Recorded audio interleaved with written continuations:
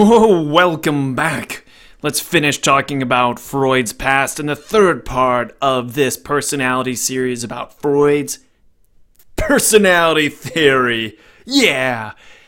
Well, let's talk about his sex life because I'm thinking some of you listening to this are thinking, wow, a man who says that all we're motivated by is sex itself, he must have had a really sexy life for someone really obsessed with sex. Is that the story of Freud's sex life? Let's find out. Let's move on. So what about his personal sex life? Well, to examine that, we have to examine his opinion of sex. And here's a quote from Freud. "Sexual excitation is of no more use to a person like me," he said. He basically is saying sex is useless. Sex is useless, which is very interesting coming from a man who seems to be obsessed with sex. Let's talk about his sexual relationship with his wife, Martha. The typical practice of the times included coitus interruptus and condoms, but they're not the condoms of today. They're not as good. I'll just leave it at that, leave that to your imagination. But coitus interruptus, that's a fancy way of saying pulling out, basically. And here's a quote. "He felt resentful of Martha, we're talking, because she became pregnant so easily, because she often became ill during her pregnancies, and because she refused to engage in any kind of sexual activity beyond, meaning beyond procreation." So Sigmund Freud's marriage and sexual life with his wife was one where anytime he had sex with his wife, boom, they'd have a kid. So there's a whole bunch of negative association with this sexual act. Let's go on. Because by the time Freud hit 40, he had what he called a neurotic episode. He diagnosed himself during this. He became his own patient. So age 40, he felt like his life was falling apart. Nothing really made sense. He described himself as odd states of mind not intelligible to consciousness. He had physical symptoms including migraine, headaches, urinary problems, spastic colon. We now know nowadays that these symptoms are very associated to stress and depression and other type of psychosomatic symptoms.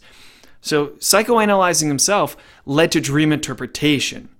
Kept a dream journal, a dream diary, really investigated his own dreams, and he believed this became the royal road to the unconscious. Through dreams, Freud admitted his childhood sexual attraction for his mother and his sex wish towards his eldest daughter. So during this time, he realized, oh my goodness, I've wanted to have sex with my mother, and I'm even sexually attracted to my eldest daughter. So the most important patient for Freud was himself, because he really started realizing a lot of the components that will be key to his theory. So dream interpretation was a great cause of his success. So let's talk about his success. How did Freud become famous? Well, he started talking about a theory where we're only motivated by one thing: sex, sex, sex, and sex. And if there was one thing he didn't talk about in the Victorian era, again, it was sex. So people were offended, people were amazed, people were intrigued. And all of these people, whether they loved Freud, were threatened by Freud, or loved Freud, they listened to him. Whether they loved or hated him, they listened to him. But Freud's theory was totally formulated on an intuitive basis, meaning his own intuition. It was based upon his own personal experiences and memories. And if you remember probably from introductory psychology courses, this is where the behaviorist stepped in. Because the behaviorist said, listen, Freud, man, you can't measure your experiences and own memories on an unconscious level. We got to focus on things that we can measure. But we're talking about Freud right now. So his theory is made on an intuitive basis. And he got a group of people together, and this is the cool thing, they met every Tuesday night. And he called this group of individuals the committee. Imagine being part of that group where you just get invited over to Freud's house and all you do is talk about therapy and where it's going and psychoanalysis as it's being formed and sharing ideas. Pretty amazing stuff. This group included individuals Carl Jung and Alfred Adler and some other really famous individuals, because we're going to learn so much about Carl Jung and Alfred Adler. You're going to learn that Freud really loved Carl Jung, and they eventually broke up because Carl Jung said, "Man, you talk too much about sex," and walked away.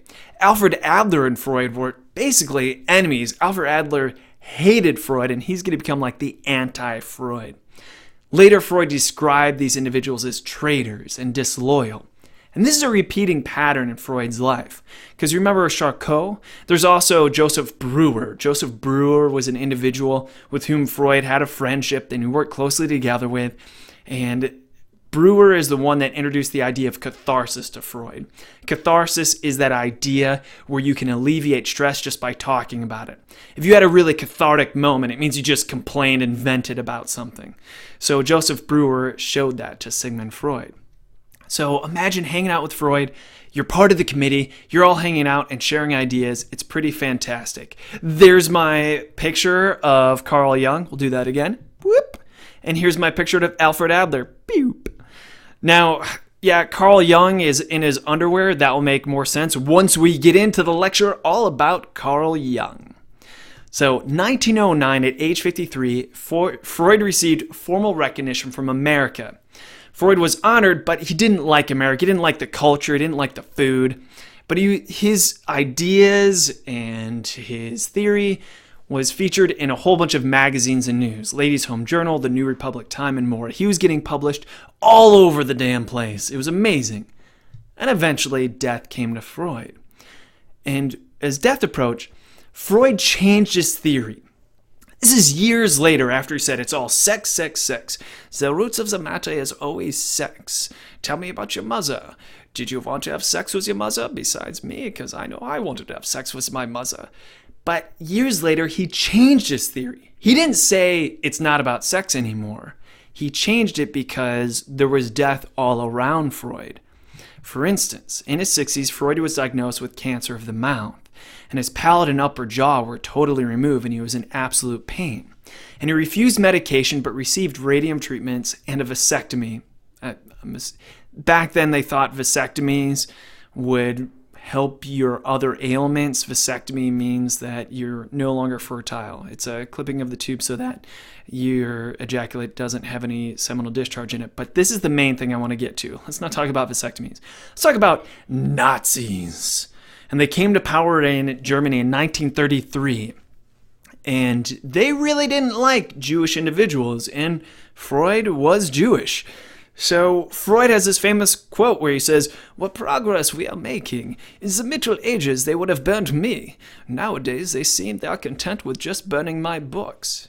Unfortunately, as we probably know about the Nazis in World War II, they didn't just stop at burning books, because eventually they did start burning people. They did start gassing people. Nazis invaded his home several times, even arrested Anna, his daughter, and 4 of his sisters. Right? And here's the crazy thing. Most of Sigmund Freud's family died in concentration camps.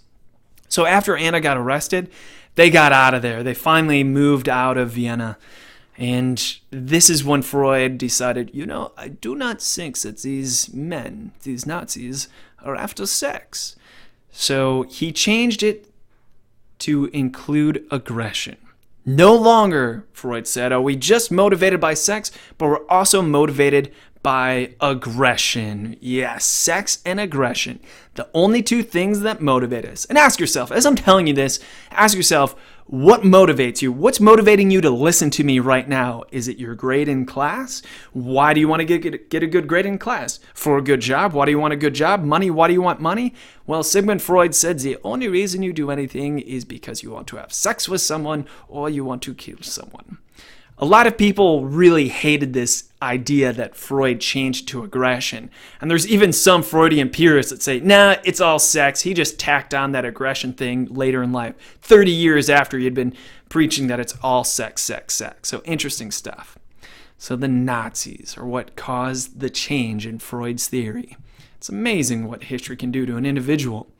But late September 1939, at 83 years of age, after 16 years of incredible pain, having his jaw removed, 33 surgeries, Freud said, Now it's nothing but torture, and it makes no sense anymore. So Freud's doctor gave him a morphine overdose, and Freud died.